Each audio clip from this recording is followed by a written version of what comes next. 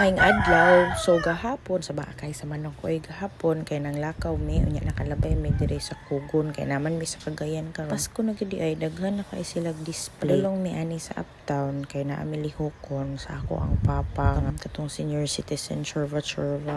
Then dali ra pud kay mi didto. Pagkahuman na ni anhi mi sa Ororama sa kugon ug nangaog takoyaki ug nag-grocery gamay. Taud-taud na ko wala kakaon aning as in dugay na gid kaayo kanu sa pamantang kulas nakasulod Ororama oy. And then pagkahapon nipalit mig isda para sa among panihapon. I don't know if kaila mo anang gagmay kay nga isda pero ang tawag anak tugnos, tornos, ranay man ang tawag sa uban na. And kani siya mo ni akong napalit nga mga laman loob. I don't know if familiar mo pero laman loob ni siya sa tuna mo siyang gisa, gi-adobo, mga siyang appetizer kibali. Here is our dinner last night. So naisinugba nga panga, kinilaw nga tugnos, and then adobo nga laman loob, mais nga kanon, tinola nga tuna. Very lami, very simple. Salamat Ginoo sa tanang grasya ug sa lami nga pagkaon.